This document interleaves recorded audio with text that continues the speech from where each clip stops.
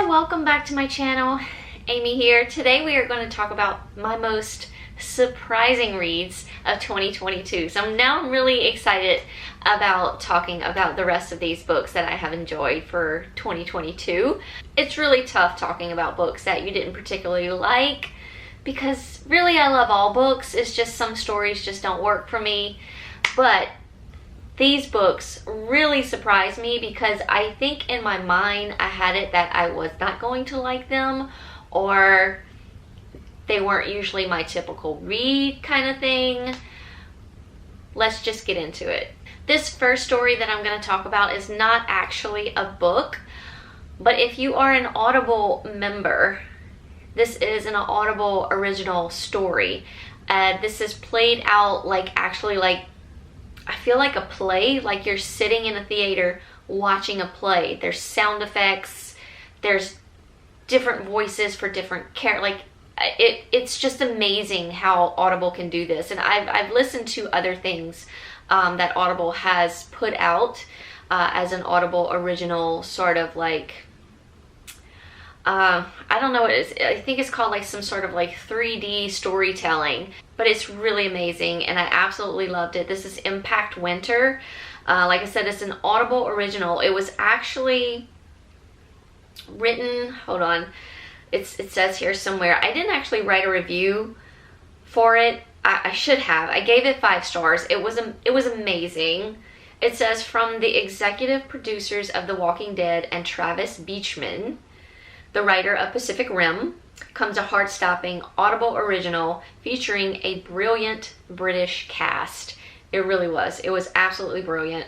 It says, they came after the impact and the firestorms when the sun went dark, like they'd been there all along, just waiting. So this is sort of, it's a cross between like an apocalypse, like Walking Dead, and then vampires. I don't know what other show I want to compare it to, but it's basically like the end of the world and the sun has been diminished by something. Something has, I believe, crashed to the earth, if I'm remembering correctly. It's the near future and 7 years since a comet hit the earth and blotted out the sun. The world is a dark, frozen landscape, and then beastly creatures emerge and take over. Can they really be vampires? A story of apocalypse, horror, and adventure.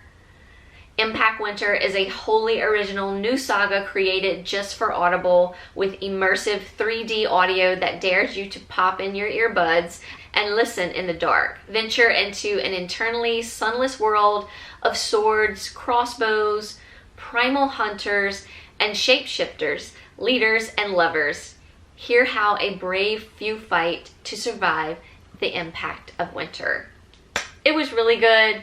I highly recommend it. Like I said, it sort of reads like a play. It's about an apocalypse, possible vampires. We have shapeshifters. It was a lot. It was exciting. And I never wanted to take my AirPods out of my ear because I was having such a good time listening to this audio. So like I said, it's not a book and you can only get it from Audible. But I just wanted to throw it in there because I thoroughly enjoyed it. And if any of you out there have Audible or subscribe to Audible, I highly recommend checking out Impact Winter. Next up, we have These Silent Woods by Kimmy Cunningham Grant. I did not expect to like this at all. I think this was a book troop pick for one of the months last year.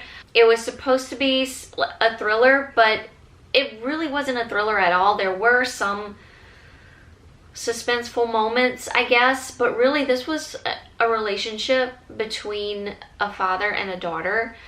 Something has made this father take his daughter into isolation, into these woods, and the only outside world contact they had was his friend Jake.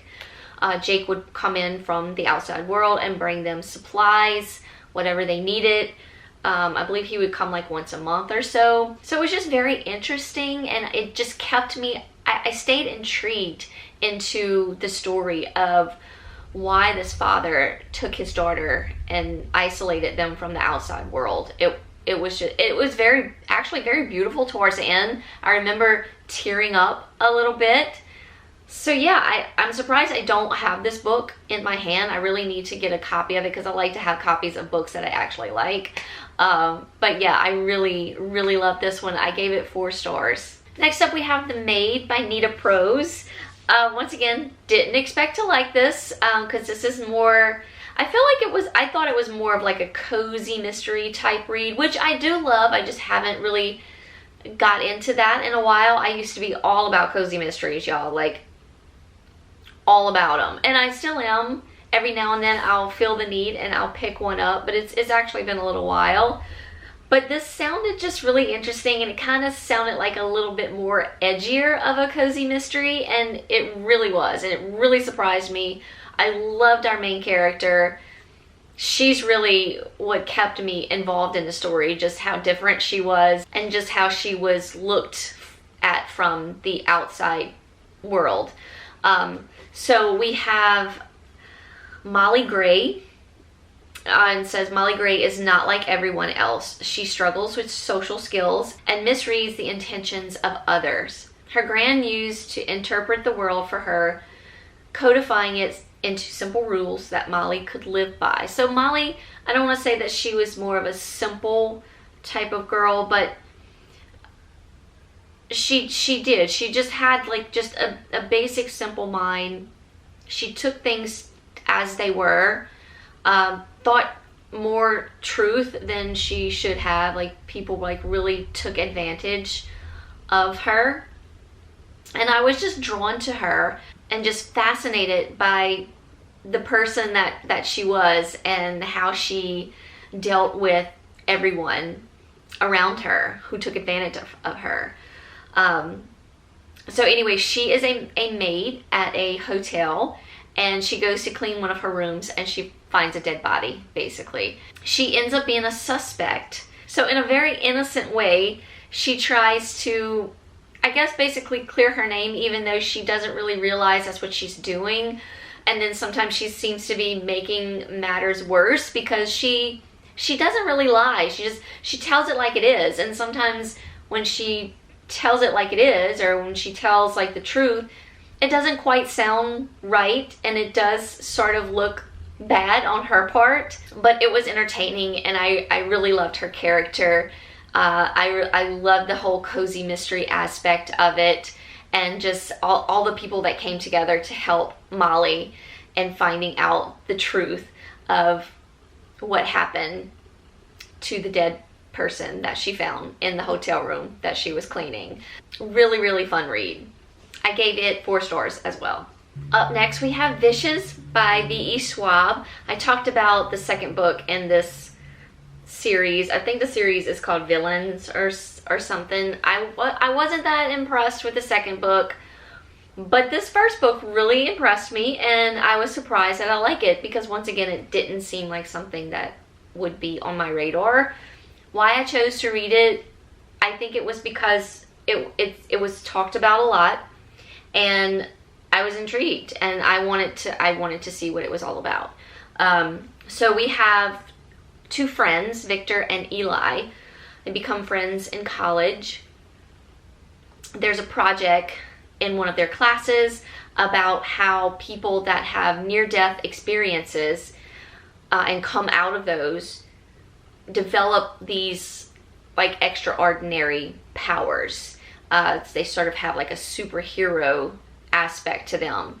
So Victor and Eli decide that they're going to experiment with this theory. And that's really all I can say about this book. And the story goes back and forth between the college days of Victor and Eli and into what is happening between them now, how it affects their friendship and how it affects them individually, and yeah, just how they deal with the everyday life of what they have done, I guess. I don't know. Anyway, yeah, I can't say too much about it because it'll give too much away, but very, very interesting. stayed like just captivated with the story. The writing was superb. I loved Victor's point of view. We get both Victor and Eli's point of view, and I fell in love with Victor. So yeah, really shocked by this one. Next we have The Damage by Caitlin Ware. I really love this book. I gave it 4 stars, but it really surprised me. First of all, I've never really heard that much about it. I really didn't look into any reviews. I just went ahead and I just jumped into the book. It had stayed on my Book of the Month shelf for a long time, and I don't know why I never picked it up, and all of a sudden I decided, you know what, I'm gonna pick it up, and I'm so glad I did. This is not necessarily a mystery or even a thriller, because we do know what happened and we do know who done it as far as like what the story is about.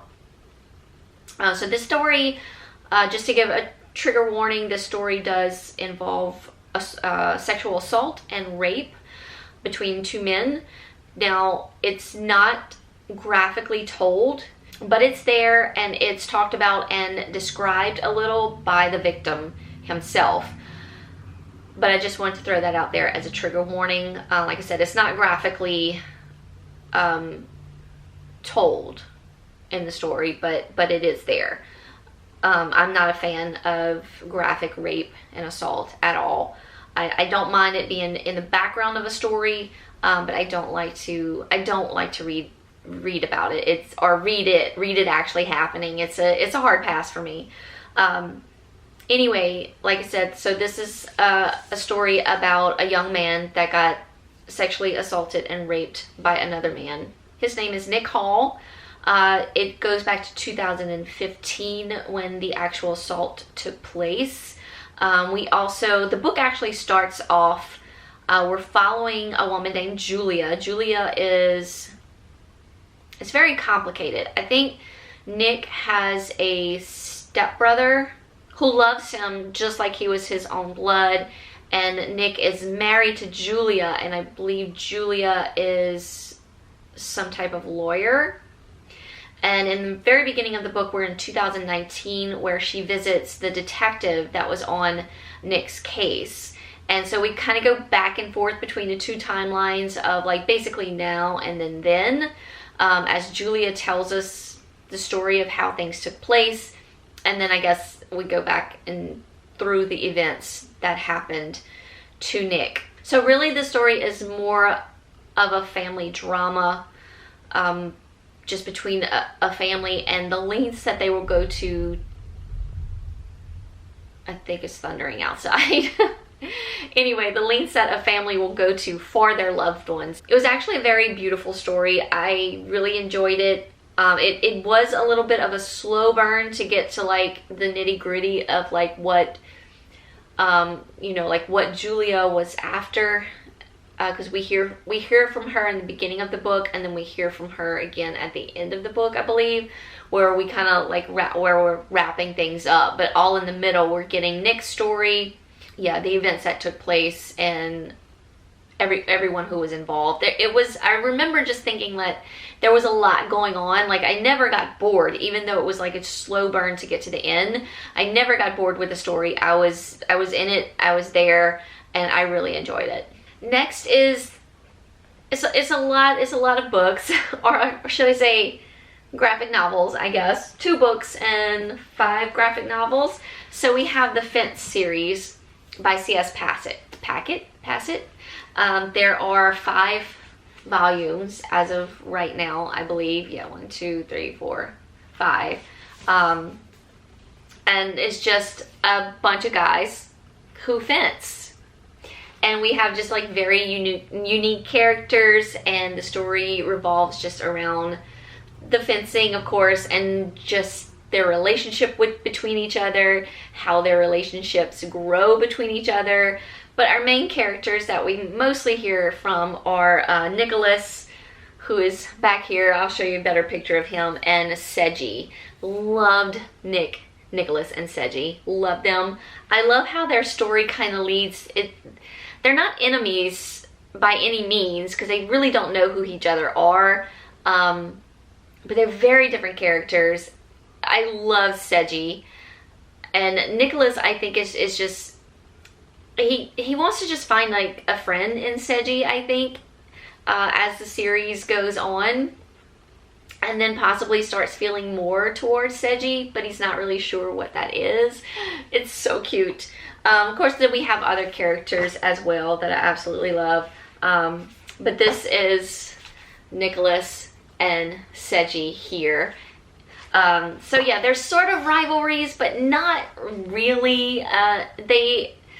Seji's not sure of Nicholas. He kind of thinks he's a little bit on the stupid and silly side, because Seji is just very like uptight and just very straightforward. It's just really fun. I loved all the characters. They kept me laughing. I cried a little bit. You know, it's such a cute little series, and I can't wait for more. Hopefully there are more graphic novels to come. But there are 2 novels in the fencing series, not written by C.S. Packett, but it is based off of our characters from the Fence series. So we have Fence and Disarmed.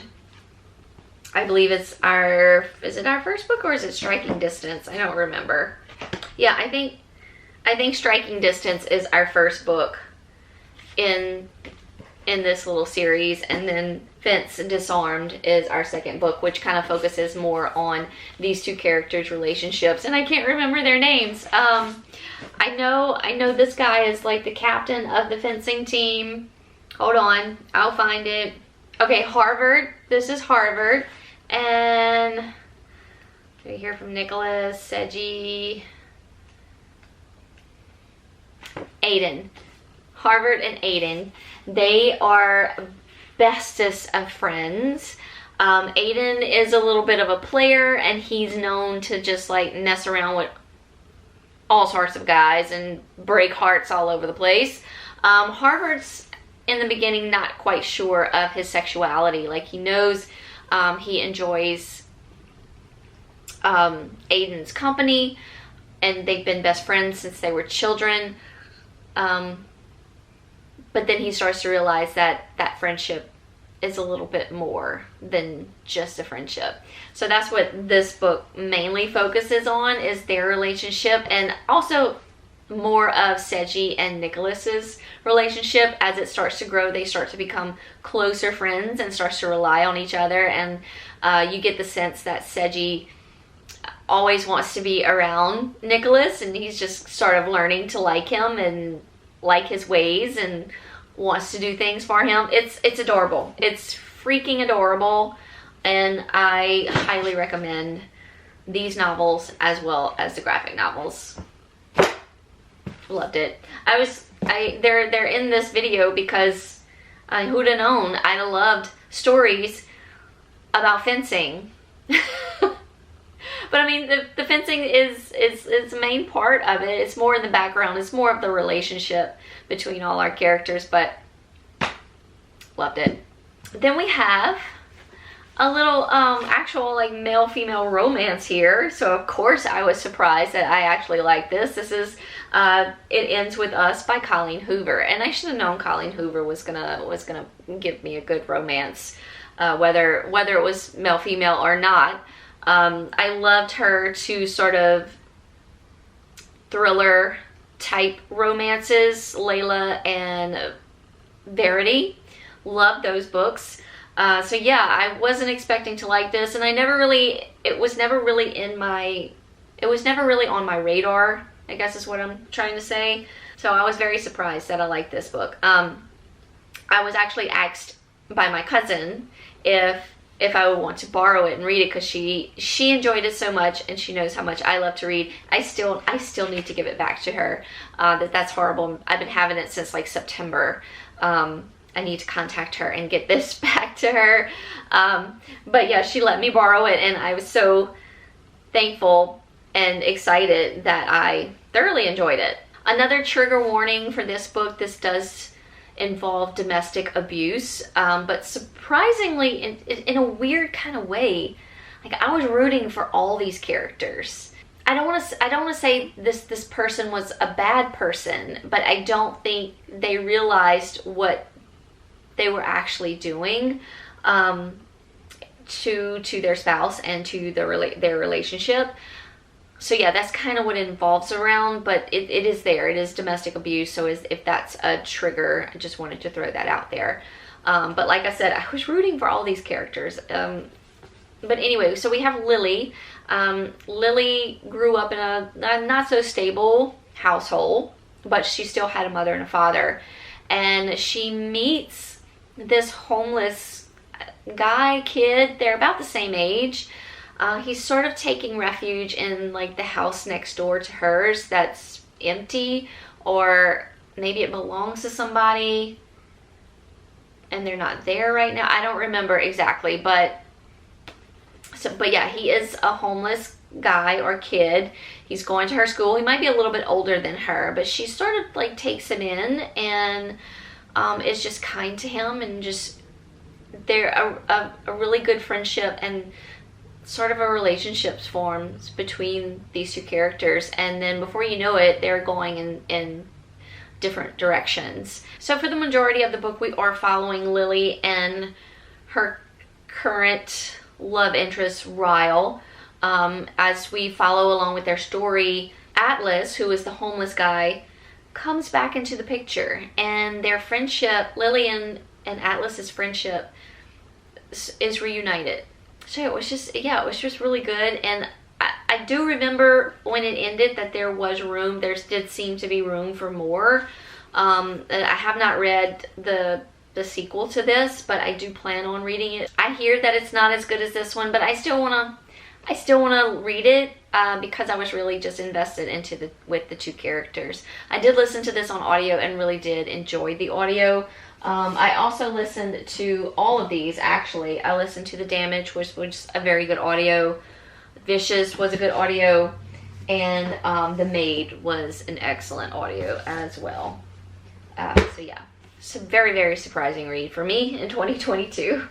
Another little surprising read, just because, once again, I never really heard a lot about this book from anyone. I picked it up randomly at Barnes & Noble's during one of my random trips because I loved the cover. This is Horror Hotel by Victoria Fulton and Faith McLaren. This was really good. It's a YA sort of thriller horror type story. It gave me very much like 90s Scream going on. So we have like this gang of YouTubers. They're called the Ghost Gang. Chrissy, Chase, Emma, and Kiki. They visit this haunted hotel in LA that is notorious for a murder that has taken place, I believe, if I'm remembering correctly. It's said to be haunted now by this particular murder that took place. So they venture out there to check it out for their YouTube channel, and disturbing things start to happen in this hotel. It was short and fun, and I really enjoyed it. I was surprised by it, like I said, because I haven't heard anything about it, except that I loved the cover, even when I saw that it was going to be a new release for a YA horror. Loved it. And again, The Push. Now, I heard lots about this book. I heard that it was really, really good. This is by Ashley Audrain. Not a thriller by any means. Definitely a family drama. But, man, it's really intense. And, like I was very much on the side, like, it's very hard to explain this book without giving anything away. Let me see what my Goodreads has to say about it. Okay, yeah, I have a really short Goodreads review because it's very hard to talk about this book without giving anything away. But I said I was hooked from the beginning. So we have Blythe. She has a family history of failing mothers. So she is determined that when she becomes pregnant, that she is going to be a better mother than, say, her mother was. Sadly, she does not have a connection when her daughter is born, or even when she is pregnant for her daughter, she doesn't like feel that motherly instinct, and it sort of like starts to worry her. And then after her daughter is born and is starting to grow up, she senses that something is not right with her daughter. It was just a very intriguing story, and I was just captivated by the whole thing. Like, what was this all about? What was going to happen? What was up with this little girl? And then it also involves like the relationship between Blythe and her husband, how the distance between Blythe and her daughter affects her and her husband's relationship, because the husband is very close to his daughter. It was very, very good, very intense. It was dark in some places, and that I just remember the ending was just like, wow. Like, I wasn't upset that it just kind of dropped off like that, but I wanted more. I wanted so much more, but I was just so wowed by that ending. So if you haven't picked up The Push yet, you really need to. I did also listen to this on audio, and it was fantastic. Another surprising read, we have Sign Here by Claudia Lux. This was sort of like a cozy horror, in my opinion. So we have, what's his name? Peyote. I did listen to this on audio as well, which is fantastically done. Peyote is, he works in hell. He basically seeks out those that need help. But they are so desperate for help that they will sell their soul for his help. And that's who Peyote is, and that's how he climbs the corporate ladder in hell. But there's also a good background story to Peyote. We go back and forth between like Peyote in hell and what's happening in his workplace and with the people that he associates in his workplace. And then we have the Harrison family. The Harrison family, they are messed up. They are quite a piece of work. We follow the husband, the wife, and the daughter. There is a son, but we don't really follow the son. The story is more involved with the husband and the wife and the daughter. And yeah, it's pretty messed up. It's pretty messed up. And Peyote has some sort of connection with the Harrisons, which is why we go kind of back and forth between Peyote and the Harrisons and what's going on with them. And the story just goes into how everything will meld together and how they're associated with each other. It was actually really fun. It was a fun, cozy horror. And yeah, I wasn't sure what to expect from this because nobody was really talking about it at the time when I got it. But yeah, I really thoroughly enjoyed it. And then last but certainly not least, we have The Family Remains by Lisa Jewell. This was surprising to me because I did not,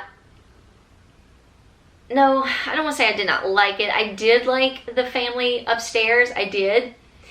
But there was something about it that just really, at some points I got bored with it. It didn't pull me in a lot of the times, but I did like it. So I wasn't really expecting to like this as much as I did, just based on The Family Upstairs.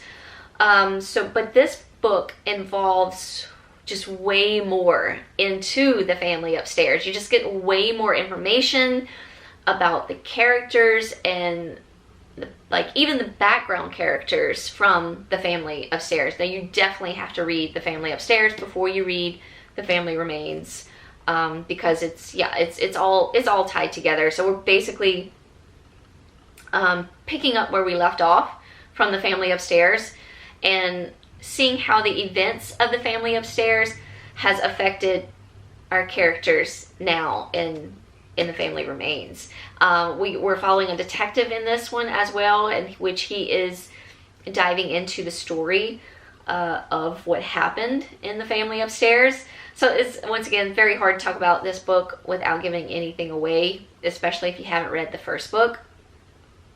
But it's just, this one was just a lot more involved in our characters, and even in, like I said, the little background characters, which I thoroughly enjoyed, especially following along with, I think it was Lucy's ex-husband's current wife, or maybe current ex-wife. I don't really remember. Like, it was just a lot going on in here. There was like their court, it was their story on how they met, how they courted each other, how they dated, you know, kind of thing. And did they get married? I want to say they got married, but anyway, just a lot of background stories going on that involved everything that happened in the family upstairs and the events that took place. It was great. I absolutely love this one. So if you haven't read either one of them, do it. Even though I prefer the second book over the first book, which is so weird. It was still a good story, and you truly need to know that story before you get into this one. But yeah, love it. So that is it. That is it for my most surprising books of 2022.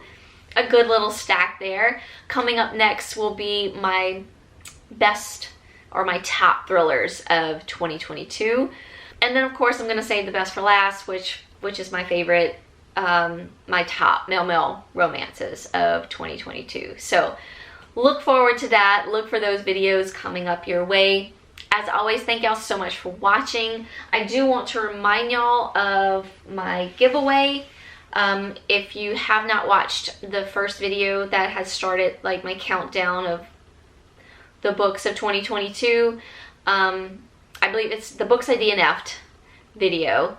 So check that out. I'm giving away 4 books in that video, which they are back here, excuse me.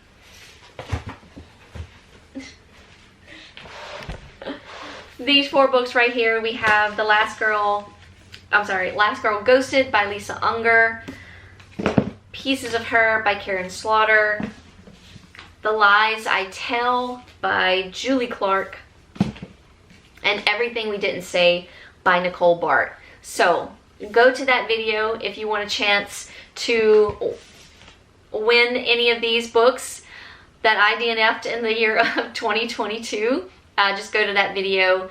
I will be picking, or Michael, my husband, will be picking the winner at the end of January once everything is wrapped up. So you still have way enough time to go check out my DNF'd books of 2022.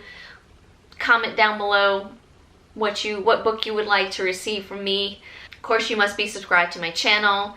Follow me on Instagram. Like that video. And yeah, pretty simple rules. But yeah, go check it out. Hope you're all doing well out there, enjoying the beginning of the year 2023. We're almost into February, y'all. It's crazy.